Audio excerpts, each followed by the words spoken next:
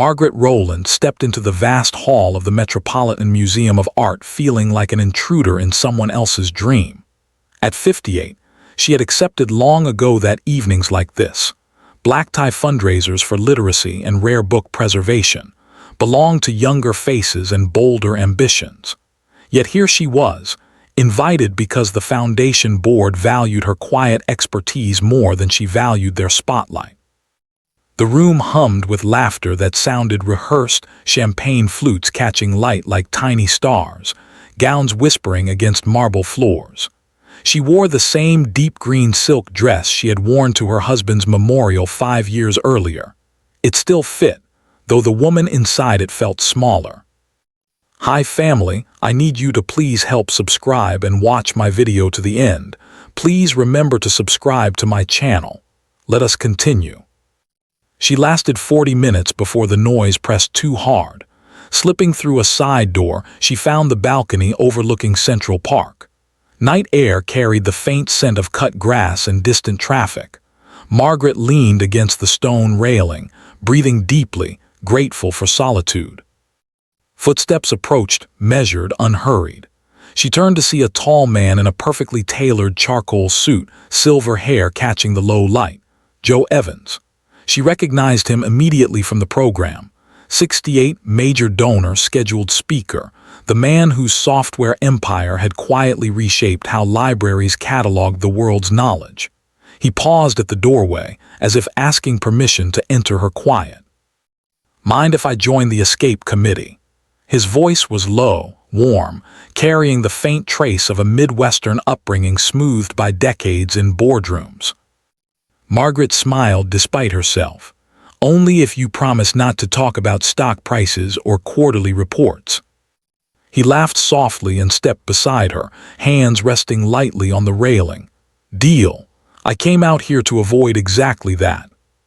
Silence settled between them, comfortable rather than awkward. After a moment he spoke again. "You're Margaret Rowland, the archivist who saved the Audubon folios from water damage last year. I read the article." She felt heat rise in her cheeks. "You actually read library journals?" "Only the good ones." He turned slightly toward her. "And only when they mention someone who cares more about the pages than the prestige." They talked then, easily, naturally, about first editions that still smelled of the 19th century, about how holding an old book could feel like holding someone's heartbeat across time. Conversation drifted to quieter places. The hollow sound of a house after a spouse is gone, the way New York's relentless pulse could both revive and exhaust a person past middle age. Joe spoke of his late wife's long illness with restraint, never asking for sympathy, only stating facts. Margaret found herself answering with the same honesty, surprised at how the words came without effort. When he gestured toward the park lights below, his knuckles brushed the back of her hand. The contact was brief, accidental, yet it sent a sudden, sharp current up her arm, sharp enough that she drew a small, involuntary breath. Joe noticed. His eyes met hers for a beat longer than necessary. Neither pulled away immediately. Later, as the program called speakers back inside, he slipped a simple cream card from his pocket. No title, just his name and private cell number in elegant black type. "If you ever want to talk more about books, or anything else, use it." Margaret accepted the card, fingers steady even though her pulse was not. "Thank you, Mr. Evans." "Joe," he corrected gently. She nodded, slipped the card into her clutch, and watched him disappear through the doorway. Alone again, she pressed her palm to the place his hand had brushed, feeling the echo of warmth linger far longer than it should have. Back inside the glittering hall, she moved through the crowd like a ghost, mind replaying every word, every glance. By the time she reached the coat check, Margaret was already telling herself it had been nothing, a polite, fleeting encounter between two people who happened to share a few interests. 3 days after the museum balcony, Margaret's phone buzzed on her Brooklyn kitchen counter while she brewed morning coffee. The number on the screen matched the cream card still tucked inside her clutch. She answered on the third ring. "Margaret, it's Joe Evans." His voice carried the same easy warmth, no trace of ceremony. "I hope I'm not interrupting." She set the coffee pot down. "Not at all." He explained quickly. The foundation had mentioned her name when he inquired about digitizing fragile volumes from his private collection. He needed someone who understood both the technology and the reverence required. Would she consider consulting?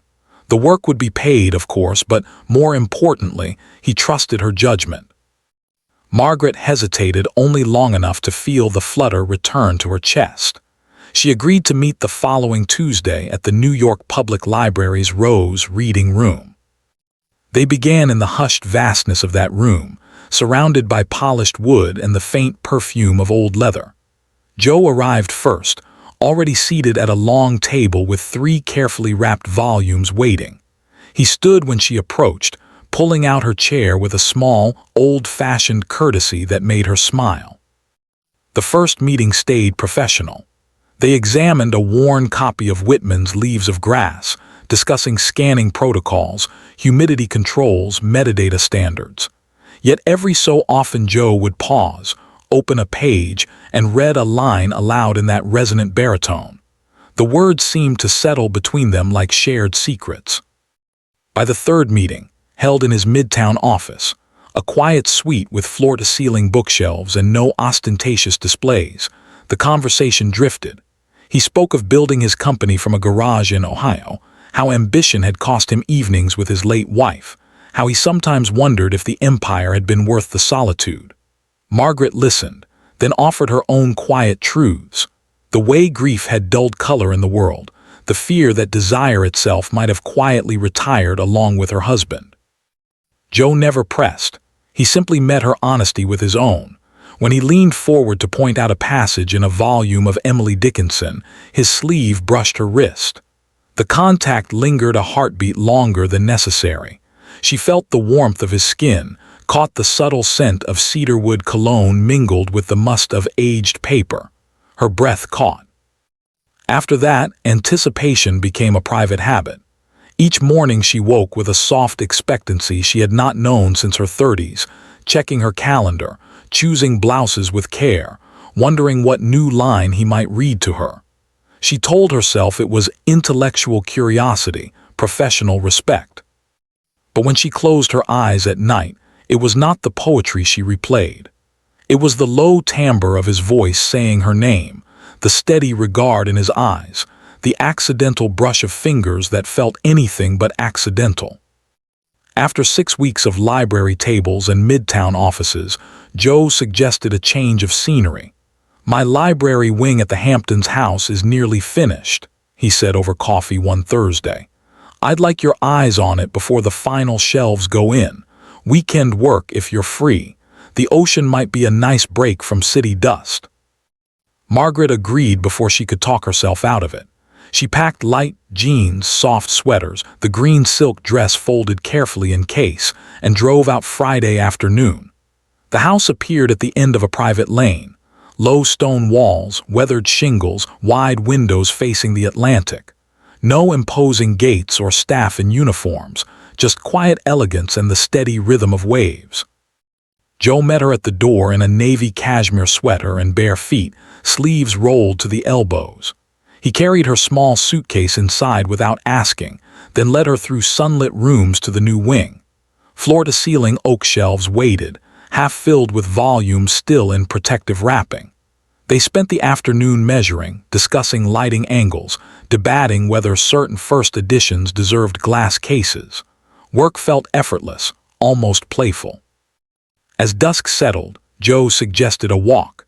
They followed a sandy path to the private stretch of beach. The sky burned orange, then softened to rose. Waves rolled in gentle and persistent. Without preamble, he reached for her hand. His palm was warm, calloused in places from years of holding tools before boardrooms. His thumb moved in slow, deliberate circles over her knuckles, small, rhythmic strokes that sent heat traveling up her arm and settling low in her belly. They walked in silence for a long time, fingers laced, the only sound the water and their matched breathing. When they turned back toward the house, the living room glowed with low lamps. A record player spun soft jazz, Coltrane, slow and intimate. Joe paused in the doorway, still holding her hand. "Dance with me?" he asked. Margaret stepped into his arms. They moved together without hurry, bodies close but not pressing, swaying to the saxophone's languid line. His free hand rested at the small of her back, steady and sure. She felt the rise and fall of his chest, the faint tremor in his fingers that told her he was as affected as she was. He lowered his head, lips brushing her forehead first, soft, reverent. Then her temple, then the delicate skin of her cheek. His breath was warm against her ear when he spoke, voice barely above a whisper.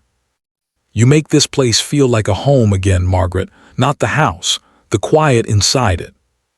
She closed her eyes, letting the words settle. For the first time in years she felt truly wanted, not pitied, not admired from a distance but desired in the simplest, most honest way. Her arms tightened around him. She tilted her face up, but he did not kiss her mouth, not yet. Instead he held her closer, letting the music and the nearness say what words could not.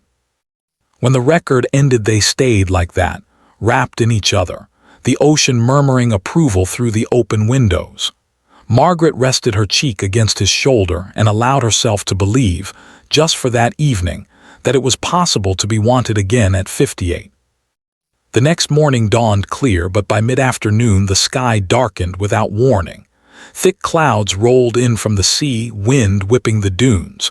Joe glanced out the wide windows of the library wing and frowned. "Storm's coming fast. Roads will flood soon. You shouldn't drive back tonight." Margaret looked at the gathering gray, then at him. She felt no urge to argue. "I'll stay." They worked another hour, voices quieter now, awareness humming beneath every shared glance. When rain began to lash the glass in earnest, Joe suggested they move to the main living room. He opened a bottle of Cabernet, poured 2 generous glasses, and set them on the low table beside the fireplace. Flames already danced behind the screen. He had lit them earlier against the sudden chill. They sat on the deep sofa facing the hearth, close enough that their knees nearly touched. Conversation drifted from books to memories, then to the present. Joe set his glass down and turned fully toward her. "I've been trying to find the right moment to say this," he began, voice low. "Since that night on the balcony at the museum, I haven't stopped thinking about you. Your mind, the way you listen, the quiet strength in everything you do. You light up when you talk about a book, and I find myself wanting to be the reason for that light more often." Margaret's fingers tightened around the stem of her glass. She met his eyes. "I feel the same, more than I expected, more than I thought I still could." The admission hung between them, fragile and bright. Joe reached out, took the glass from her hand, set it aside. Then he cupped her face with both palms, gentle, deliberate. His thumbs brushed the line of her cheekbones. He kissed her slowly. Lips met with careful exploration, tasting wine and longing. The kiss deepened gradually, mouths parting, tongues touching in soft invitation. Margaret's hands rose to his shoulders, fingers curling into the soft cashmere. She felt the steady beat of his heart under her palm. They stood without breaking contact. Joe guided her toward the hallway, pausing only to extinguish the fire with a quick twist of the damper. In his bedroom, the storm roared outside, but inside candles flickered on the dresser, already lit, as though he had hoped. Sheets were cool and smooth against her skin when he eased her down. Clothing came away unhurried. His sweater lifted over his head, revealing the silvered hair on his chest, her blouse unbuttoned with reverent fingers.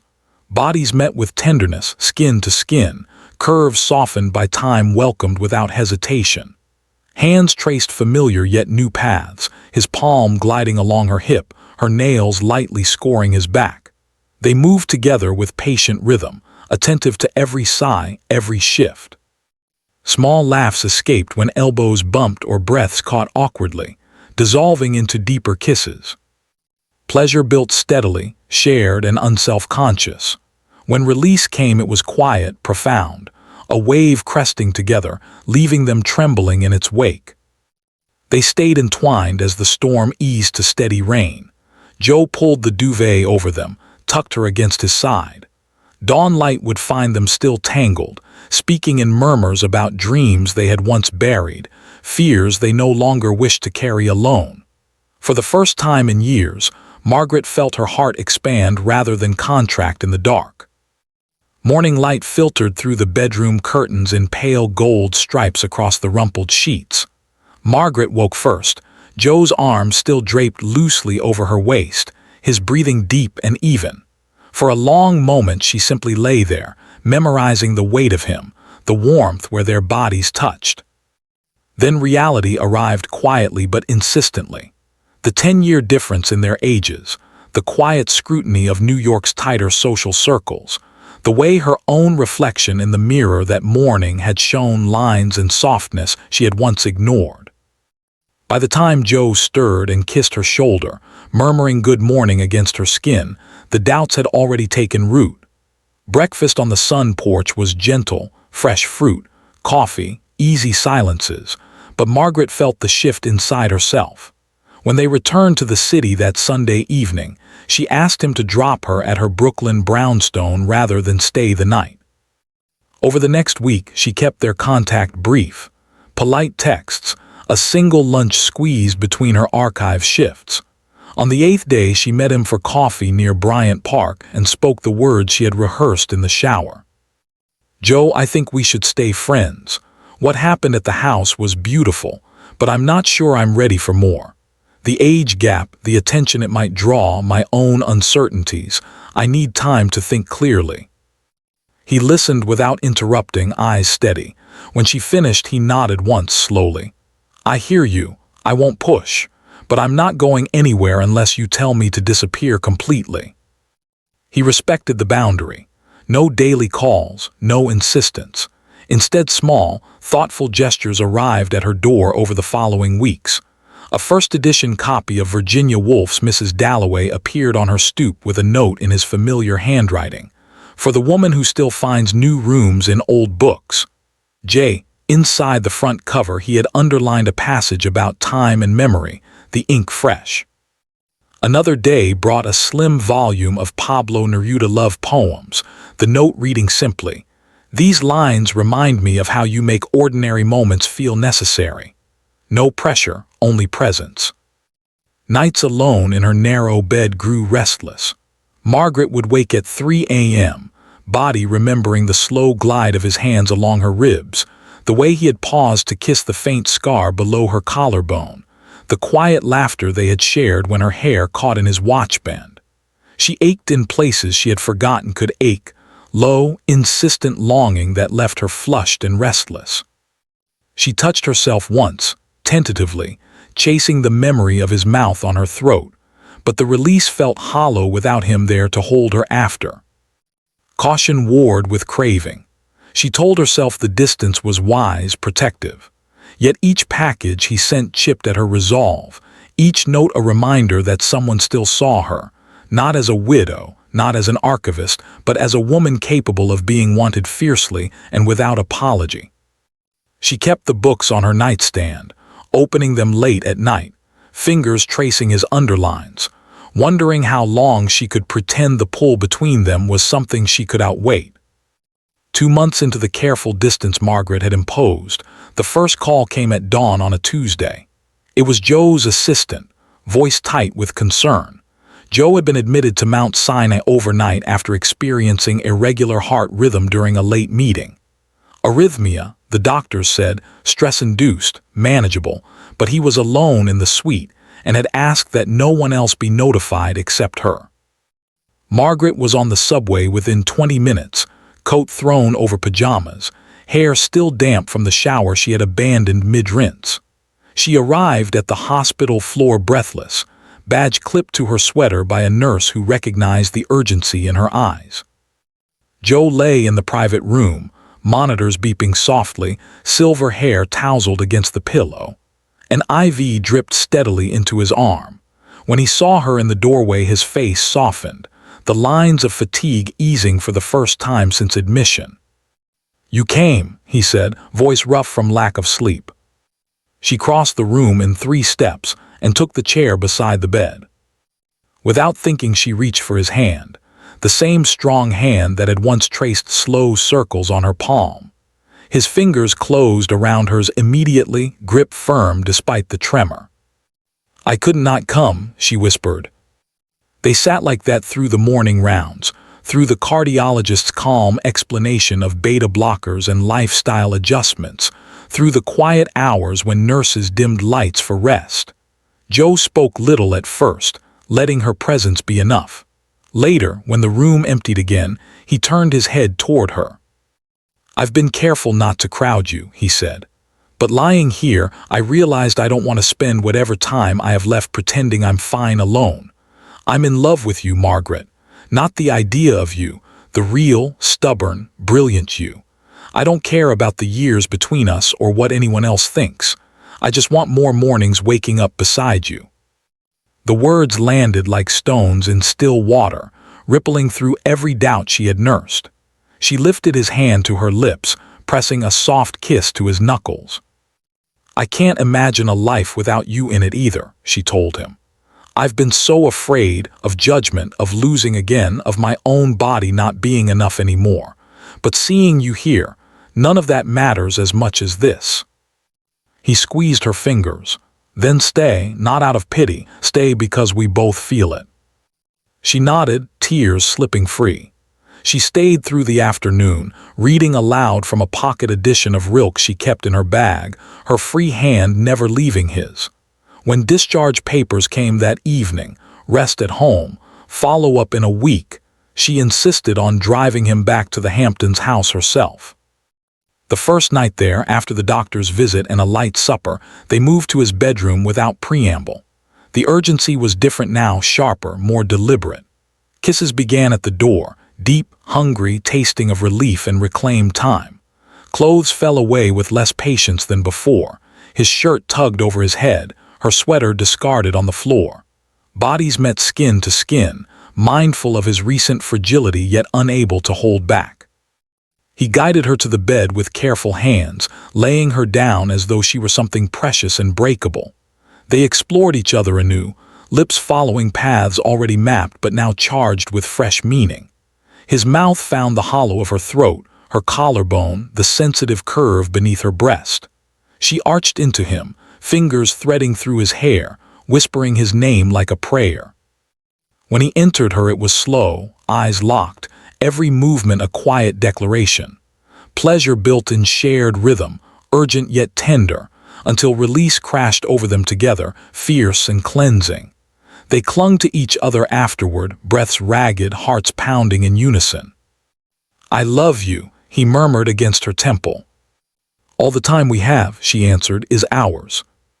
In the quiet that followed, with moonlight spilling across the sheets, Margaret felt the last walls inside her finally give way. The weeks following Joe's discharge unfolded like pages turning in a long-delayed book. They no longer hid the shift between them. Margaret began spending weekends at the Hamptons house again, arriving Friday evenings with a small overnight bag, and leaving Sunday afternoons only when work demanded it. In Manhattan, they met for quiet dinners at tucked-away bistros in the West Village, places with low lighting, worn wooden tables, and waiters who minded their own business. Joe would reach across the table to lace his fingers through hers, thumb stroking the inside of her wrist in that familiar slow circle. She never pulled away. Intimacy settled into a rhythm both new and deeply familiar. Mornings in the Hamptons' bedroom stretched lazy and unhurried, sunlight slanting across silk sheets, bodies still warm from the night before.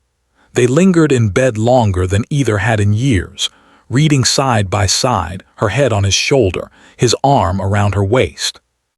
Sometimes reading gave way to slower explorations, fingertips tracing collarbones, lips following the path of a freckle cluster on her hip, quiet gasps when a touch found just the right spot.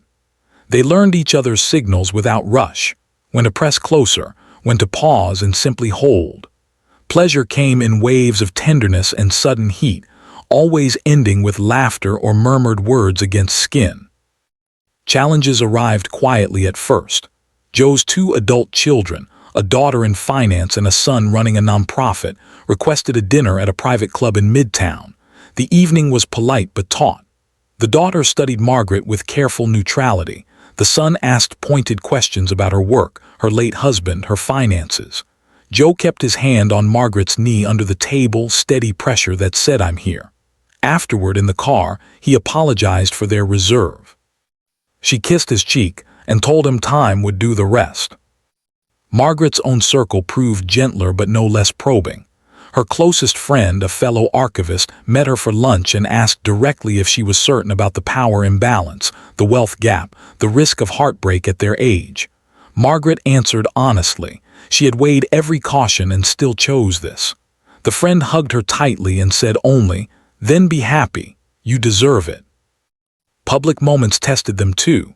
At a small book launch event in Chelsea, Joe slipped his arm around her waist while they spoke to a cluster of collectors. Across the room, a photographer snapped the gesture. The next day, a society blog mentioned Joe Evans's new companion, archivist Margaret Rowland. Whispers followed in library corridors and at foundation meetings. Margaret felt eyes linger longer than before. Yet every challenge met its counterweight in stolen intimacies.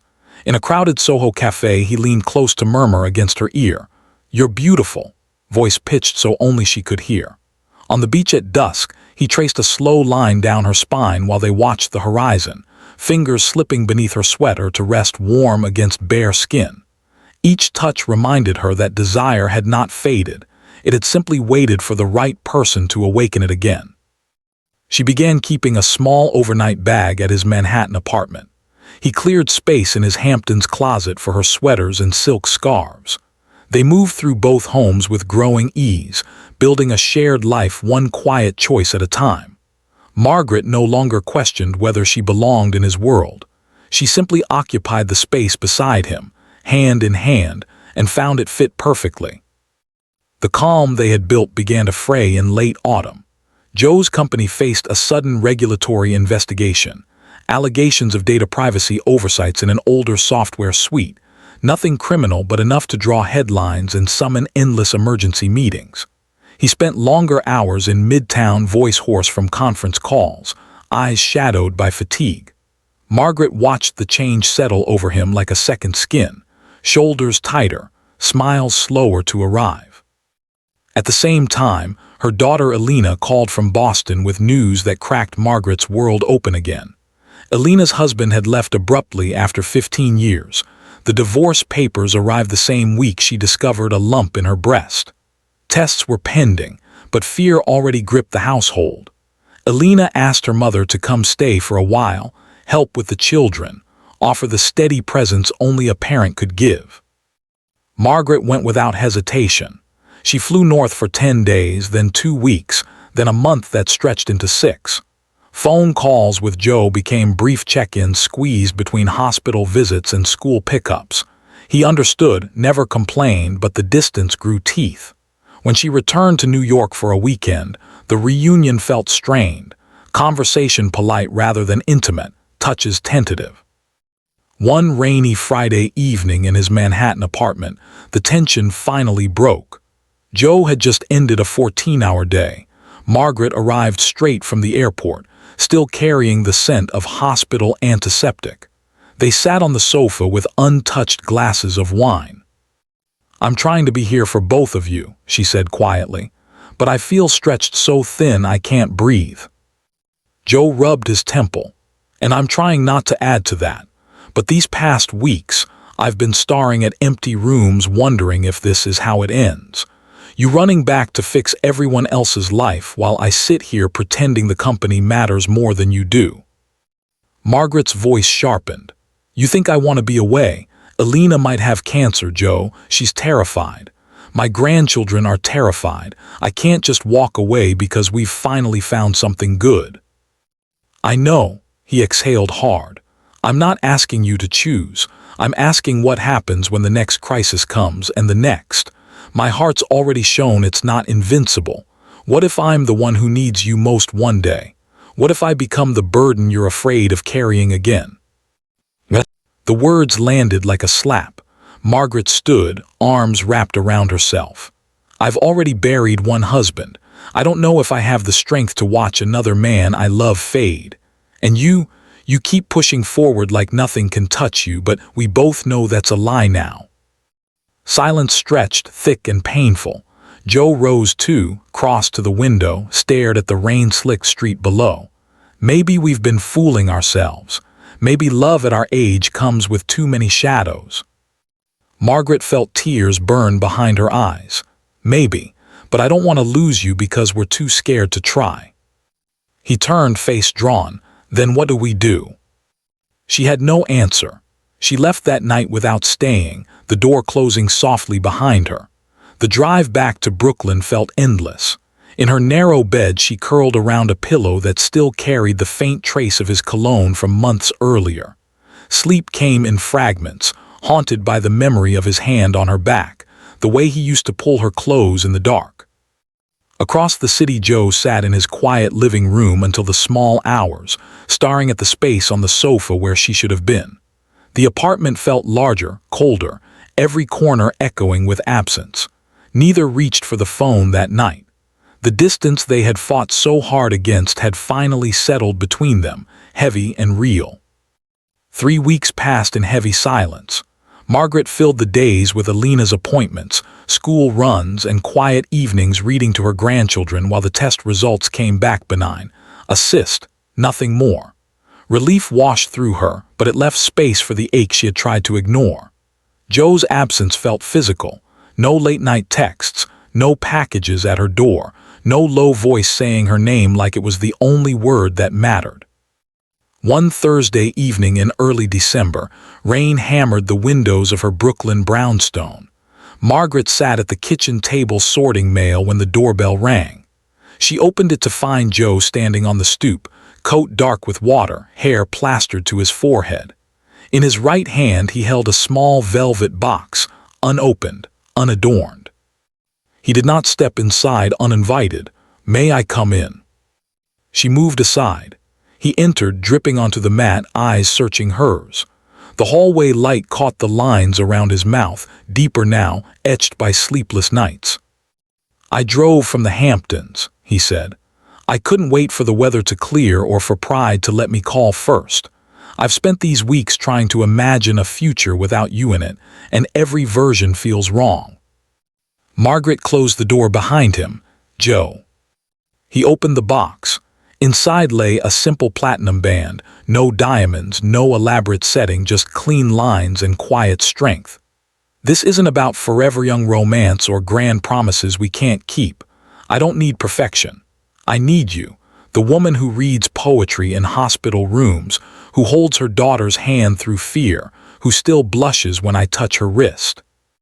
I need the mornings we wake tangled together, the nights we talk until we're hoarse, the way you make every ordinary moment feel like it matters. Marry me, Margaret, or don't marry me, just come back, live with me. Love me however it looks from here on out, but don't leave me loving you from across the city." Tears slipped down her cheeks before she could stop them. She reached for the box, then for him. Her fingers curled into his wet coat as she pulled him close. "Yes," she whispered against his throat, "to all of it." Laughter broke through the tears, soft, relieved, shared. He kissed her then, rain-cold lips warming quickly, deepening with everything they had held back. Hands moved with urgent tenderness. His coat shed to the floor, her sweater tugged over her head, fingers rediscovering skin that had waited too long. They stumbled toward the bedroom without breaking apart, shedding the rest along the way. In the narrow bed that had always felt too small for one, they fit perfectly together now. Bodies spoke the apologies words could not, slow caresses turning urgent, mouths tracing apologies along collarbones and hips, rhythm building until release came in a shared shudder that left them breathless and clinging. Afterward they lay face to face, foreheads touching, hands linked between them. "We'll blend the houses," Joe murmured. "Your books in the Hamptons library, my quiet mornings in your Brooklyn kitchen. No big ceremony, just us, and whoever wants to stand with us when we say the words." Margaret traced the line of his jaw. "No more running from the shadows. We face them together." They stayed like that until the rain eased to a gentle patter, planning in whispers. Quiet vows in the Hamptons garden next spring, family invited but not obligated, lives intertwined without fanfare. For the first time since the distance began, the future felt not like a threat, but like a promise they could both keep. Spring arrived the following year with soft insistence, dogwood blossoms lining the lane to the Hamptons' house, the ocean a deeper blue than winter had allowed. On a Saturday in late May, under a simple arbor draped with white wisteria, Margaret and Joe stood facing each other in the garden. No orchestra, no canopy of lights, just the sound of waves in the distance and the quiet gathering of the people who mattered most. Elena and her children flew in from Boston. Joe's daughter and son arrived together, their earlier reserve softened by time and honest conversations. A handful of close friends from the foundation and library circles completed the circle. They spoke their vows without scripts, short, unadorned promises to choose each other every day, to share the ordinary and the uncertain, to hold space for whatever the years might bring. Rings slid onto fingers with steady hands. A single kiss sealed the moment, lingering just long enough for quiet applause to rise around them. Then everyone moved to the terrace for wine and laughter. Plates of grilled fish and fresh salads passed hand to hand. The evening unfolded without hurry. Stories shared, grandchildren running barefoot across the lawn, while the adults watched with the particular tenderness that comes from knowing time is no longer endless. A year had passed since that rain-soaked night on Margaret's stoop. In that time they had quietly merged their lives. Her collection of rare editions now lined the shelves of the library wing, his favorite armchair pulled beside her reading lamp in the Brooklyn brownstone they kept as a city retreat. Mornings began with coffee on the terrace or in the small kitchen. Evenings ended with bodies entwined in familiar beds, sometimes slow and exploratory, sometimes urgent with the knowledge that every touch was a gift not guaranteed tomorrow. Desire remained vivid, a brush of fingers along her thigh while they read in bed, the way he still paused to kiss the curve of her neck, her laughter when he teased her about the way she sighed his name. As the sun dipped low that evening, Margaret and Joe slipped away from the gathering. They walked the private beach alone, barefoot in the cooling sand, a wool blanket draped over their shoulders against the breeze. At the water's edge they stopped. Joe opened the worn volume of Neruda they had carried since their first full night together. He read aloud in his resonant voice, the lines about love arriving late and fierce, about bodies that had learned to speak without apology. Margaret rested her head on his shoulder, listening to the words and the waves together. In the fading light she felt the full weight of what they had built, not a story of rescue or reinvention, but one of arrival. Love had found her at 58, unannounced and unapologetic, proving that passion could deepen rather than dim, that connection could grow stronger in the presence of time's honest limits. They stood there until twilight settled fully, wrapped close, the book forgotten between them as they simply held each other. The ocean whispered its steady rhythm, carrying the same message it always had. Everything arrives in its season, and love, real, lived, chosen, knows no calendar.